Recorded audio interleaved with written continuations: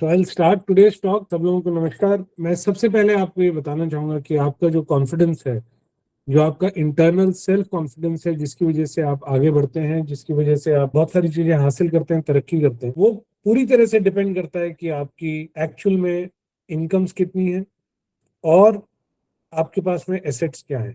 आप जितने ज्यादा आपके पास में एसेट्स हैं, जितनी आपकी इनकम ज्यादा है, जितना आपके पास में वेल्थ ज्यादा है, उतना ही आपका कॉन्फिडेंस इंप्रूव होता है।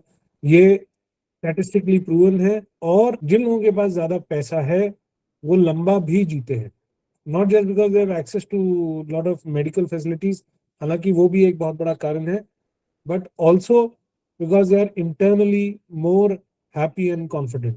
So the amount of money you have in a way directly proportionates to your longevity. बहुत सारे लोग इस चीज से एक्सेप्टेंस नहीं रखते होंगे, उन्हें लगता होगा कि money is the root of all evils.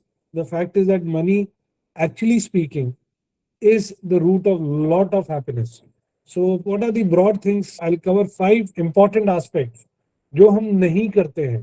Acts of commission सबको दिख जाते हैं कि ये आपने गलत कर दिया, आपको ऐसा नहीं करना चाहिए था। लेकिन ऐसी चीजें जो हमें करनी चाहिए और हम नहीं करते हैं, जिसकी वजह से बहुत बार हम अपने फिनेंसेस को ढंग से मैनेज नहीं कर पाते हैं, हमारी जो पैसा है वो ग्रो नहीं करता है, या हम ये देख ही नहीं पाते हैं कि किस तरह से चीजों को करेंगे, और as a result we never are able to meet the financial obligations which we should, and we remain in a lot of stress because of that. तो मैं प्रेजेंटेशन से स्टार्ट करूंगा। This presentation would be for duration of around 10-15 odd minutes, और उसके बाद में अगर आप लोगों के कोई सवाल जवाब होंगे तो we can take that up. तो सबसे पहली जो चीज जो लोगों को करना चाहिए, जो कि हर इंडिविजुअल को बिना किसी और इसका फाइनेंशियल प्लानिंग से, इसका पढ़ाई से, इसका आपकी स्मार्टनेस से, आपकी एजुकेशन से, आपके प्रेजेंट स्किल लेवल से कोई लेना देना नहीं है, वो है कि हर किसी को अपना पर्सनल अकाउंटिंग करना चाहिए। जिस चीज को आप मेजर नहीं कर सकते हैं उसको आप अकाउंट नहीं कर सकते और उसको आप सुधार नहीं सकते। 90% हमारे जो क्लाइंट्स हैं, they do not do personal accounting of their day-to-day expenses, of their week-on-week expenses, of their month-on-month expenses, of their ईयर-on-ईयर expenses। ज्यादातर लोग एक स्लीप वॉक कर रहे हैं, बस सैलरी आई, उसमें से कुछ ऑटोमेटिकली कट गया, उसके बाद जो बच गया उसको और कहीं खर्च कर दिया। People don't really actually keep a track of their expenses and their incomes. मुझे जानकर बहुत अजीब सा लगता है, आई हैव क्लाइंट्स जिन्हें ये भी नहीं पता होता कि उनकी एनुअल इनकम्स क्या है, उनको सैलरीज कितनी आती हैं। They don't have a data sheet where they can of their own money, और इसमें कोई बुद्धि नहीं लगती है, इसके अंदर किसी भी तरह का आपको कोई पढ़ाई या कोई स्पेशल एजुकेशन नहीं चाहिए। Simple Excel sheets can help you keep tab, और आजकल तो simple working on Google spreadsheet जो क्लाउड पे रहती है, गूगल आपको ये सुविधा देता है कि आप उसमें स्प्रेडशीट बनाए, वहां पर अपनी डिटेल्स डालना शुरू कीजिए और उनको मंथ ऑन मंथ ट्रैक कीजिए। This is the first step. आपको पता तो लगे कि आपकी कमाई क्या है, आपकी इनकम्स क्या है और आपके एक्सपेंसेस क्या है। पता तो लगे कि कौन से एक्सपेंसेस हैं जो ज्यादा हो रहे हैं, जिन्हें कम किया जा सकता है। पता तो लगे कौन से एक्सपेंसेस हैं जो जिनकी जरूरत ही नहीं है और आप करते हैं। कौन से वो छोटे छोटे खर्चे हैं, कौन से वो छोटे छोटे छेद हैं जो, और छोटा सा छेद बड़े से बड़े जहाज को गिरा देता है, डुबा देता है। आप उन चीजों की अकाउंटिंग ही नहीं रखते हैं। और क्यों नहीं रखते? मोस्टली इसलिए नहीं रखते बिकॉज जैसे आप अकाउंटिंग रखते हैं, जैसे आप वो अकाउंटिंग वो शीशा है कि वो सामने जो है आपके दाग आपको दिखा देता है कि देखिए ये आप गलत कर रहे हैं। डिस्कम्फर्ट होता है। जैसे मेरे ऐसे मोटे लोग जो होते हैं वो they are very scared of going to the weighing scale, क्योंकि जैसे हम वेइंग स्केल पर जाते हैं वो वेइंग स्केल हमें दिखा देता है कि आपका जो है वजन बढ़ गया, तो उससे डिस्कम्फर्ट होता है। तो वो उस चीज को अवॉइड करने के लिए मैं क्या करता हूँ, मैं वेइंग स्केल पे ही नहीं जाता। तो इसी तरह से बहुत सारे लोग जो है वो क्या करते हैं, वो they choose not to do an accounting वाला सिस्टम ही किस लिए करना है, जाते ही नहीं है जी वो हम अकाउंटिंग करेंगे ही नहीं। और वो नहीं करते हैं इसलिए फाइनेंशियल क्राइसिस में रहते हैं। उन्हें पता ही नहीं होता आ कितना रहा है, जा कितना रहा है। बहुत ब्रॉड, हाँ जी हम 2 लाख रुपए कमाते हैं महीने का और 2 लाख रुपए खर्च हो जाता है। कहाँ खर्च हो जाता है? They can't put figures to what they are spending, and that's a surprise. Android phone के अंदर एक गूगल शीट बना लीजिए, उसके अंदर आप लिखते रहे आपकी आमदनियां कितनी है, जो यहाँ लिखे हैं इनकम्स, सैलरी कितनी है, अगर सैलरी के बाद में पेंशन है तो वो कितना है, मुझे कहीं से डिविडेंड इनकम आती है तो कितना है, मुझे कहीं से रेंटल इनकम्स आते हैं तो कितना है, इंटरेस्ट आते हैं, और ये हर महीने लिखना है। मान लीजिए आपको इंटरेस्ट सालाना आता है, कोई बात नहीं, उसका मंथली ब्रेकअप लिखिए। बाकी आपने कोई अपना लमसम पैसा लगा रखा है, कोई रिटायरमेंट कॉर्पस लगा रखा है, कितना, यहाँ से आपको पता लगेगा कि आप कि ये इनकम्स कितनी है। उसके बाद में आपकी इन्वेस्टमेंट्स कितनी है, कोई रिकरिंग डिपॉजिट है, कोई एसआईपी है, कोई प्रॉपर्टी का ईएमआई का इन्वेस्टमेंट है, बाकी इन्वेस्टमेंट्स हैं, उनके ब्यौरे खर्चे। और उसके बाद में ये आपके एक्सपेंसेस, आपका रेंट कितना है, महीने का आपका मॉर्गेज कितना है, कार की ईएमआई कितनी है, गाड़ी की रिपेयर का कितना खर्चा होता है, खाने पीने का कितना खर्चा लगता है, इन चीजों को आप एक एक जो आपके ईयरली एक्सपेंसेस जो होते हैं उनको भी आप मंथली में ब्रेक डाउन करें, कि भाई साल में एक बार गिफ्ट्स देने होते हैं, कपड़े खरीदने होते हैं, कोई घर की 5 साल में एक बार मेजर रिपेयर करानी होती है, तो मुझे हर महीने उसके लिए कितना प्रोविजनिंग करना है, मेरा एसी जो है मुझे 7 साल में चेंज करना होता है, तो मंथली में उसके लिए कितना सेविंग करूं। आप जब इतना डिटेलिंग में जाएंगे तो आप रियलाइज करेंगे कि एक्चुअली स्पीकिंग, और इस डिटेलिंग इटसेल्फ से आप अपने बहुत सारे खर्चों को कम कर पाएंगे। बिकॉज यू विल रियलाइज कि आप बहुत सारी चीजों को आज अपने संज्ञान में ही नहीं लेते, वो आपके कॉन्शियस थॉट में ही नहीं आता है। एज अ रिजल्ट आप उसके लिए प्रोविजनिंग नहीं करते। एज अ रिजल्ट जब उसकी जरूरत आती है तो आपके पास में पैसा कम हो जाता है। तो coming back to our basic discussion, पहली गलती या पहली जो चीज जो नहीं करते हैं वो है लैक ऑफ अकाउंटिंग।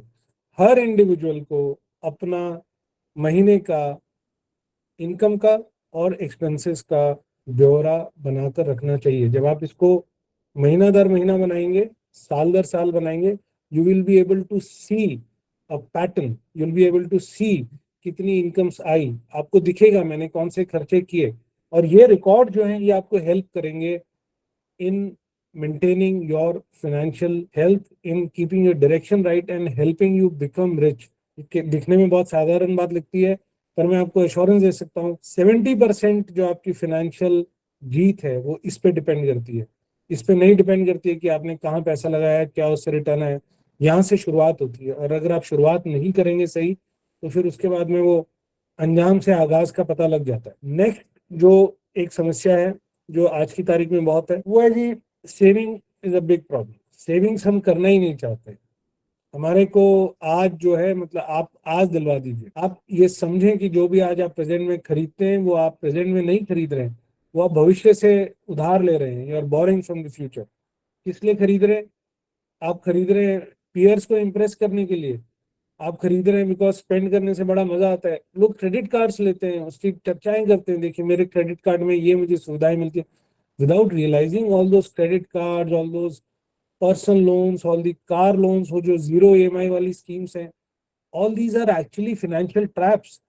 ये बनाए ही इसलिए गए हैं, आपको इजी क्रेडिट वो दे ही इसलिए रहा है ताकि वो आपसे ब्याज कमा सके। अगर दूसरा आदमी आपकी कंजम्पशन पर आपसे ब्याज कमा रहा है, निवेश पर नहीं, कंजम्पशन पर आपसे ब्याज कमा रहा है, तो आप कैसे पैसा कमा पाएंगे? और जो एक जनरल मैंने ट्रेंड देखा है, people earn, they spend and they think about saving well, rather than पहले कमाएं फिर सेव करें और फिर बचाएं। It's extremely poor discipline.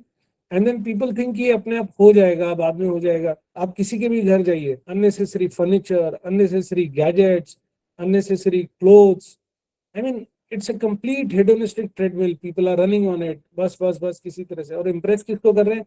साथ वाले को। और वो साथ वाला कौन है? वो वही है जो आपके इतने पैसे कमाते हैं। तो उसे क्या इम्प्रेस कर रहे हैं आप? अगर मैं एक कॉर्पोरेट में काम करता हूँ और एक्स जगह से पढ़ा हुआ हूँ, मैं 2 लाख रुपए कमाता हूँ, तो जो दूसरा मेरा पीयर है वो 2 के 2.25 कमा लेता हूँ, तो मैं उसको एक फॉरेन हॉलिडे दिखा करके क्या इंप्रेस करना? I am actually discounting my old age pension because of the money I am spending today on probably going on a foreign holiday. So I have realized and you will be surprised, जितने भी अमीर लोग हैं, actual अमीर लोग, वो लोग बहुत ज्यादा मितव्ययी होते हैं। थोड़ा सा अगर और स्ट्रॉन्ग वर्ड इस्तेमाल करूं, वो एक्चुअल में कंजूस होते हैं। And you should work on developing the skill. How you can do it? पहले से एडवांस कमिटमेंट करके रखिए। 31 को सैलरी आती है, एक को मेरी एसआईपी कट जानी चाहिए, चाहे कुछ भी हो जाए। या मैंने एक इन्वेस्टमेंट के लिए प्रॉपर्टी ले ली है, मेरा ईएमआई कट जाना चाहिए, चाहे कुछ भी हो जाए।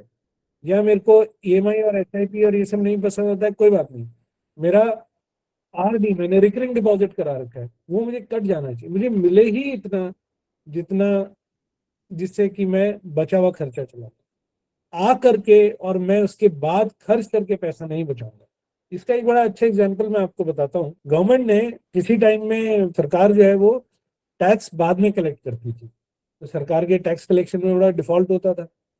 अच्छे अच्छे लोग, अच्छे अच्छे काबिल, अच्छे अच्छे जिम्मेवार लोग जो हैं, वो टैक्स कलेक्शन देते हुए, क्योंकि बाद में देना होता था, पहले खर्चा कर लेते थे, साल के एंड में गवर्नमेंट मांगती तो उनके पास पैसा नहीं होता था देने के लिए।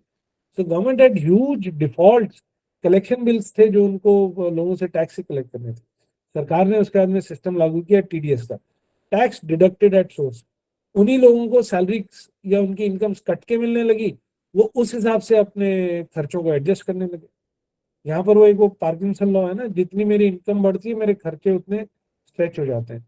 इसलिए यहाँ ये जरूरी है कि आप सिस्टम अपने ऐसे डेवलप करें कि आप पहले ही, आप जो भी खर्चा करते हैं पहले ही आपको तनख्वाह ही उतनी मिले कि पहले बच जाए। आपने 100 रुपया कमाया, 40 रुपया पहले ही कमिट कर दीजिए, एसआईपी को कमिट कर दीजिए, रिकरिंग डिपॉजिट को कर दीजिए, ईएमआई को, जहां आपको पसंद है कमिट कर दीजिए। जब आप अच्छा बचाएंगे तो उसके बाद में उस बचाव, आप जो बचा रहे हैं उसके इन्वेस्टमेंट में आपको क्या रेट ऑफ इंटरेस्ट मिलता है, उसमें आपको क्या रिटर्न्स मिलते हैं, वो चीजें बहुत बात की हैं, बचा ही नहीं रहे भाई। अगर आपको ज्यादा बचाएंगे तो रेट ऑफ इंटरेस्ट कम है तो भी आप अपने ऑब्लिगेशंस को मीट कर पाएंगे। So being able to save money is a much bigger skill than being able to invest money. और मैं इसलिए बोल रहा हूँ ये स्किल बिकॉज इसके अंदर बहुत ज्यादा मेंटल स्ट्रेंथ लगती है। अपने आप को, प्रेजेंट खर्चे को कंट्रोल करना, खुद को ये मना करना कि मैं ये नहीं करूंगा, खुद को ये कहना कि I will not fall prey to instant gratification, और ये चीज नहीं खरीदूंगा, और इस पैसे को मैं बचाऊंगा अपने भविष्य के लिए। Because your entire system is working against this particular idea and they are trying to push you कि नहीं नहीं, आप जो है आप चिंता मत करो, आप पैसा खर्च करो, आप हमारा क्रेडिट कार्ड यूज करो, आप हमारे से लोन लो, आप जीरो ईएमआई पर हमसे नए तरीके का फ्रिज खरीदो, उसमें फिर बिजली भी एक्स्ट्रा लगाओ, but other still you will be able to meet your financial goals. हो ही नहीं सकता, पॉसिबल ही नहीं है। अंग्रेजी मैथ से कभी नहीं जीते, it will never happen like that. So saving is a much much more important aspect and skill rather than investing. वो नेक्स्ट स्टेप है, आप पहले सेव करना सीख। आप जब पैसा अच्छे से सेव करेंगे, उसके बाद चाहे आप फिक्स डिपॉजिट में भी रखते रहे, आप चाहे पीएफ अकाउंट में भी रखते रहे, आपके पास में सफिशिएंट पैसा होगा अपनी मेजर फाइनेंशियल ऑब्लिगेशंस को मीट करने। तीसरा, व्हाट सेविंग इंटेल्स, सेविंग क्या है? आपके हर पेचेक के अंदर से आपको कुछ ना कुछ बचाना है। अननेसेसरी स्पेंडिंग हैबिट्स को खत्म कीजिए और कॉन्क्रीट गोल्स सेट कीजिए, अपना अनुशासन ठीक कीजिए। आप जितना कमा रहे हैं अगर आप उतना ही खर्च करें भाई, आप में अनुशासन है नहीं, you have zero financial discipline, और उसकी वजह से आप नहीं तरक्की कर पाएंगे। मैं आज कहते हुए बुरा लग रहा हूँ, और मैं शायद ऐसी बातें नहीं कह रहा हूँ जिससे कि आपको खुशी मिलती होगी, नहीं मैं आपको ऐसे कोई फॉर्मूला दे रहा हूँ जिससे कि आप कल सुबह बहुत सारे पैसे कमा लेंगे, बट मेरे पास ये बड़े बेसिक बेसिक से फॉर्मूला है, इन्हीं से हम अपने लोगों के, अपने क्लाइंट्स के साथ में काम करके उनको पैसा कमा पाते हैं। थर्ड जो गलती होती है जी, रेट चेजिंग। अब पहले मैंने अकाउंटिंग करी नहीं, मुझे पता ही नहीं था कि मैं कितने पैसे बचा पा रहा था। फिर उसके बाद में मैंने सेविंग नहीं करी, मैंने पैसे भी नहीं बचाए। तो अब क्या है, अब मैं स्मार्ट बन, अब मैं ऐसी कमाल कमाल की चीजें लाऊंगा, मैं क्रिप्टो में पैसा लगाऊंगा, डेरिवेटिव में लगाऊंगा, मैं डे ट्रेडिंग करूंगा, मैं वीक ट्रेडिंग करूंगा। और सर आप तो क्या 12% की बात करते हो, मेरा ब्रोकर मुझे 24% ला करके देता है, 30% ला के देता है। ठीक है भाई, ला के देता होगा, आप जो है वो पुलिस रिस्क लेते हो, जो अब थोड़ा बहुत बचाने की कोशिश कर रहे हो उसको आप गंवा देते हो, प्रिंसिपल ही गंवा देते हो, हालांकि शुरू शुरू में क्या होता है जी, आप जब ट्रेडिंग करने लगते हो, ये सबके साथ होता है, तो 1000 रुपये लगाए, शाम को 1100 रुपये आ गया, बड़ा अच्छा लगता है। और एक हमारे दिमाग में केमिकल रिलीज होता है, उससे, उसको बोलते हैं डोपामाइन, उससे में बहुत सुख की फीलिंग होती है। जो कोकीन जो लोग खाते हैं, ऐसा पढ़ने में आया है, तो कोकीन के बाद में उनको डोपामाइन रिलीज होता है, इसलिए उनको नशा हो जाता है बार बार कोकीन खाने का, बिकॉज कोकीन खाते हैं प्लेजर रिलीज होता है, dopamine is a pleasure hormone. Similarly when you are trading, या आप अगर किसी कसिनो में जा रहे हैं, या जहाँ क्विक गेन मिलता है, जहाँ तुरंत पैसा मिलता है, जहाँ एकदम से 1 लाख रुपए सुबह था, शाम को 1.5 लाख रुपया हो गया, it gives you huge dopamine release, आपके दिमाग में वो प्लेजर हार्मोन रिलीज होता है, आपकी बॉडी को बहुत एलिवेटेड लगता है, ऐसा लगता है कि हाँ आनंद आ गया, and you are then force to go back again and do that trading. और आप जितनी बार ये ट्रेड कर रहे हैं, आपको उसमें जब नुकसान होता है तो now you want to recoup that loss, so you start borrowing money और you start getting more money from other assets. Maths की कोई पता नहीं है, कंपनी का फंडामेंटल्स पढ़ना नहीं है, बस प्राइस, कल इसका प्राइस 100 रुपये था, आज वो टेक्निकल चार्ट्स, आप सिर्फ और सिर्फ अपने ब्रोकर को या जो आपके साथ जो आपका ट्रेडर है, वो जो काम कर रहा है उसको पैसे कमा के दे रहे हो, वो आपके हर ट्रेड पर कमीशन कमा रहा है। और यहाँ पर जो लोग ट्रेडिंग करते हैं वो मेरे से बेट कर सकते हैं, वो 10 साल बाद में पैसे कमा के बैठे होंगे। आज तक इतिहास में कोई ऐसा नहीं है जिसने ट्रेडिंग करके पैसा कमाया हो एज अ ट्रेडर। ब्रोकरों ने तो कमाया, मेरे से 10 ट्रेड करोगे हफ्ते में, मैं 10 बार पैसा कमाऊंगा।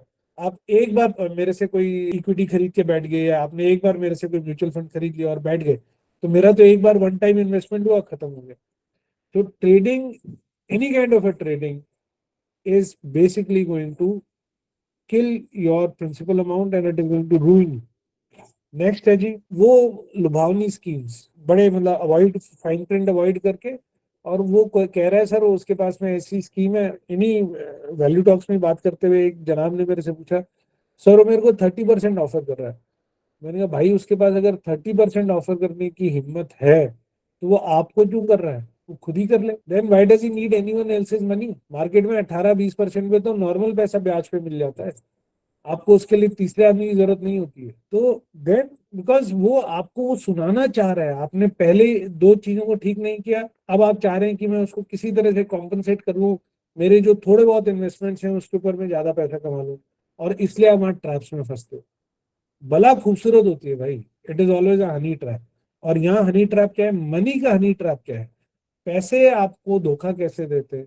पैसे धोखा देने का बड़ा सिंपल तरीका है, लोग आपको ये बताएंगे कि ये बहुत अच्छा है, इसमें बहुत अच्छा रिटर्न है, इसमें सब कुछ सही होगा, आप अगले 2 साल में, 4 साल में, 5 साल में अमीर हो जाएंगे, और वहीं आप फंस जाते। तो आपको ये मान के चलना है कि भाई एक लिमिट से ज्यादा अगर कोई मेरे को किसी भी तरह का फाइनेंशियल रिटर्न प्रॉमिस कर रहा है तो वो भला है, मुझे उससे बचना है, वो एक प्रॉब्लम है, मुझे उससे अपने आप को सुरक्षित रखना है, rather than trying to be too smart there. नहीं, हम अब बाजार से स्मार्ट नहीं हो पाएंगे, कंजर्वेटिव रहे, 12-15% का एस्टैब्लिश जो है, अगर लेट शुरू किया तो लेट शुरू किया, वहां से शुरू करें। आप जहां भी हैं, जहां से भी शुरू किया, जैसे भी है वहां से शुरू करके अपने वेल्थ को ग्रो कीजिए। ये गलती ना करें कि अब लेट शुरू किया तो उसका कॉम्पनसेशन क्या है, उसका कॉम्पनसेशन ये है जी कि मैं गलत चीजों के अंदर पैसा लगा लीजिए, फिर जो है वो भी खत्म हो जाएगा, और ये डोपामाइन किक लेने के चक्कर में आपका प्रिंसिपल भी चला जाएगा, फिर उसके बाद में परेशान होकर के बैठे रहिएगा, दिक्कत होगी। सो इन चीजों से अवॉइड करें, और जो भी इन्वेस्टमेंट करते हैं समय लगा करके फाइन प्रिंट पढ़ें। हर every investment is subject to market risk. Please understand the risk and then do it. So stop doing rate chasing. Fundamentally strong investments कीजिए। जो फंडामेंटली स्ट्रॉन्ग इन्वेस्टमेंट्स होते हैं, जो क्वालिटी इन्वेस्टमेंट्स होते हैं, वो over a period of time अपने आप रेट बढ़ता है उनका, आपको अपने आप वहाँ फायदा होता है, वहाँ आपको अपने आप कैपिटल का गेन होता है, वहाँ आपको अपने आप डिविडेंड्स, आपको अपने आप रेंट्स की इनकम होती है। So stop being a rate chaser, stop being a trader. दिमाग को ही निकाल दीजिए, दिमाग से निकाल दीजिए। और ये जो एक दो इनिशियल गेन्स और एक दो कोई ट्रेड्स में अच्छा हो गया, उससे अपने आप को काबिल मत समझिए बहुत ज्यादा। You are just substituting luck for your skills. आप भाग्यशाली हो गए हैं, काबिल नहीं हुए। इस चीज को अपने आप को एक्सेप्ट कराने में दिक्कत होगी, बट अगर आप एक्सेप्ट करा लेंगे तो तरक्की कर लेंगे। नेक्स्ट है जी, हम री इन्वेस्ट ही नहीं करते। हमारे पास जो आ गया, घर खरीदा इन्वेस्टमेंट के लिए, उसका जो रेंट आया उसको अपनी इनकम में ऐड कर लिया, खर्च करने लग गए। इक्विटीज खरीदे थे या म्यूचुअल फंड लिया था इक्विटी पे, जो डिविडेंड आया उसको भी खर्चा करने लग गए। एफडी का जो इंटरेस्ट आया उसको भी खर्चा करने लगे। नहीं साहब नहीं, आपको री इन्वेस्टमेंट करना है। जो कंपाउंडिंग, जिसको बार बार जो कंपाउंडिंग बोलते हैं, कंपाउंडिंग क्या है, व्हाट इज कंपाउंडिंग? ब्याज पर ब्याज। सिंपल इंटरेस्ट और कंपाउंड इंटरेस्ट का फर्क सिर्फ यही तो है कि साल के एंड में जो ब्याज था, सिंपल इंटरेस्ट में उसको प्रिंसिपल से अलग कर दिया, और कंपाउंड इंटरेस्ट में उस इंटरेस्ट को भी प्रिंसिपल में ऐड कर दिया गया, जिसकी वजह से ब्याज पर भी ब्याज है। ठीक इसी तरह से आपने एक प्रॉपर्टी खरीदी, उसका रेंट आया, उसको री इन्वेस्ट कीजिए, उसकी एसआईपी स्टार्ट कर लीजिए, या अपना होम लोन जल्दी पे कर लीजिए, एक ही बात है, उसको री इन्वेस्ट कीजिए। आपको आपके म्यूचुअल फंड से डिविडेंड आया, दो फंड, दो और यूनिट्स खरीद लीजिए, अगर म्यूचुअल फंड अच्छा परफॉर्म कर रहा है, वाई नॉट। आपको आपकी एफडी से इंटरेस्ट आया, उस इंटरेस्ट को वापस अपनी एफडी के अंदर इन्वेस्ट कर दीजिए। You keep on doing this for a very long time, you will make a lot of money. Arrear आया, गवर्नमेंट ने डीए का एरियर दिया 6 महीने का, इन्वेस्ट दैट, खर्चा नहीं करना है उसको। आप जब तक ये री इन्वेस्टमेंट करते रहेंगे, पे हाइक्स को, इंक्रीमेंट्स को, आपको बहुत लंबे समय तक अपने आप को कैश पुअर, कैश नहीं होना चाहिए, एसेट रिच एसेट्स क्रिएट करने पड़ेंगे, ताकि बाद में आपको कैश फ्लो आए। मैं आपको एक यहाँ पर फैक्ट बताता हूँ, जिसे आप गूगल पे सर्च करके वेरीफाई कर सकते हैं। बर्कशायर हैथवे, जो वॉरेन बुफे और चार्ली मंगर की इन्वेस्टमेंट कंपनी है, जिससे उन्होंने, they are amongst the top 10 richest people of the world, उन्होंने पिछले 52 साल में, in last 52 years of their operations, they have not paid a single cent as a dividend to their investors. नहीं, जितना भी डिविडेंड इकट्ठा होता है वो उसको री इन्वेस्ट कर देते हैं, and as a result they have made colossal amount of fortune for their investors. उनके इन्वेस्टर्स ने इतना पैसा उस री इन्वेस्टमेंट की वजह से कमा लिया है कि शायद वो वैसे कभी ना कमा पाते। तो आप शुरू में अपने एसेट्स को क्रिएट करते हैं, आपकी जो भी एक्स्ट्रा इनकम्स आती हैं अपने एसेट्स में री इन्वेस्ट कीजिए, उससे आप धीरे धीरे धीरे धीरे एसेट रिच होते जाएंगे। जब आप एसेट रिच होंगे तो एक समय आएगा जब आपके पास में बहुत सारा कैश फ्लो हो जाएगा, तब आप उस पैसे को आराम से अपने जरूरतों के लिए और अपनी बेसिक ऑब्लिगेशंस के लिए उन पैसे को खर्च कर सकते हैं, ताकि आपके अंदर एक आत्मसम्मान होगा, आपके अंदर एक सेल्फ कॉन्फिडेंस होगा। और ये जो लिक्विडिटी है ना, कि ये लिक्विडिटी होनी चाहिए, लिक्विडिटी तो सबसे बड़ा प्रॉब्लम है वेल्थ क्रिएशन का। सबसे लिक्विड क्या होता है? सबसे लिक्विड होता है आपकी जेब में पैसा, जो आपकी जेब में आ गया वो खर्च हो गया। आज आप एटीएम में जाएं और आप एटीएम से 5,000 रुपये विड्रॉ कर लीजिए, आपने कितनी बार उस 5,000 में से, मान लीजिए आप एक घर का राशन खरीदने जा रहे हैं, आपने राशन खरीदा 4,200 रुपये का, क्या वो 800 रुपये एटीएम में वापस डालेंगे? नहीं डालते। वो 800 रुपये भी आप बाहर निकलते हैं कुछ और खरीद लेते हैं, because that is liquid money. So आप जितना अपने एसेट्स को इलिक्विड करेंगे, जितना आप अपने एसेट्स को अपने खर्चों से दूर करेंगे, अपनी capacity to spend that money से दूर करेंगे, उतना आप पैसा ज्यादा बना पाएंगे। आपका पैसा जितना इलिक्विड रहेगा उतना वो अर्निंग ज्यादा करेगा। जैसे फिक्स डिपॉजिट वाले कहते हैं जी 5 साल छोड़ दो, that is so. Look for assets where you can lock in your money for a certain period of time. Do not look for liquid assets, reinvest and keep on making yourself asset rich for a very long time। एक समय आएगा जब आप कह सकते हैं कि हाँ, अब मैं एसेट रिच हो गया हूँ, अब मेरी जरूरतों के हिसाब से मेरे पास सफिशिएंट एसेट्स हैं, अब मैं इसमें से कैश फ्लोज को अपने पर्सनल खर्चों के लिए इस्तेमाल कर सकता हूँ। But not, should not be done initially. Initially it should be री इन्वेस्टेड, री इन्वेस्टेड, री इन्वेस्टेड, री इन्वेस्टेड। आखिरी, आप खुद बहुत काबिल बनते हैं, 2 किताब पढ़ते, 4 व्हाट्सएप पर मैसेज पढ़ते हैं, एक कोई ब्लॉग पढ़ते हैं, एक लिंक्डइन पे पढ़ते हैं और आपको सब आ गया। नहीं भाई, सेल्फ मेडिकेशन मत कीजिए, किसी को पकड़िए जो आपको सलाह देगा, जो आपके साथ काम करेगा। और केमिस्ट और डॉक्टर का फर्क समझो। जो डॉक्टर भी होता है उसको हिपोक्रेटिक ओथ दिलाई जाती है कि वो अपना इलाज खुद नहीं करेगा, बिकॉज आपका बहुत सारा इमोशनल इन्वॉल्वमेंट होता है।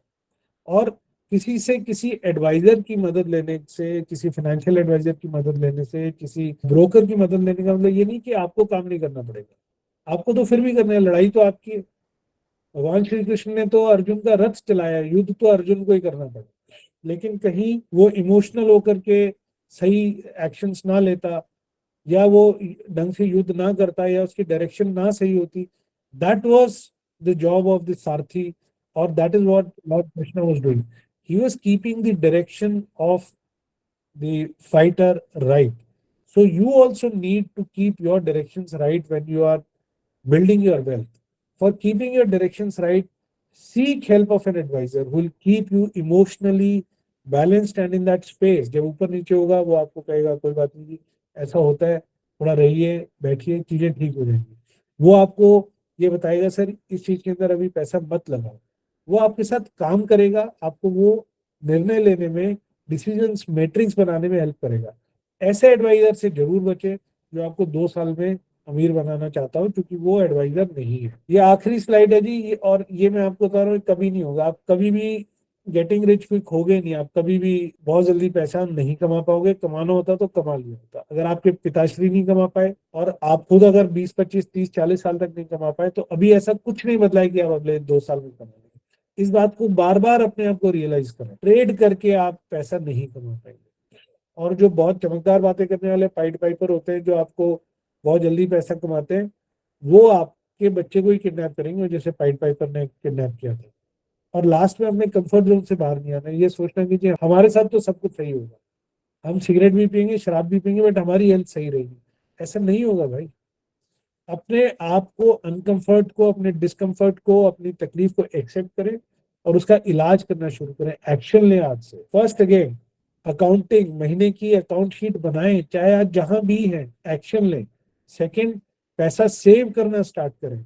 जब ये हो जाए, तब बिना रेट चेस किए, बिना ट्रेडिंग की तरफ करें, rock solid fundamentally right investments करें और प्रतीक्षा करें उनके ग्रो करने का और आपको डिविडेंड्स आने का।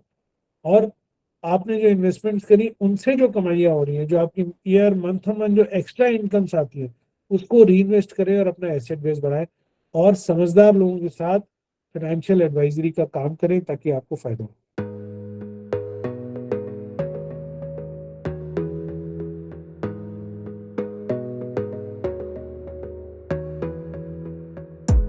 You gotta focus on yourself, on your faith, on your dreams, on your mind.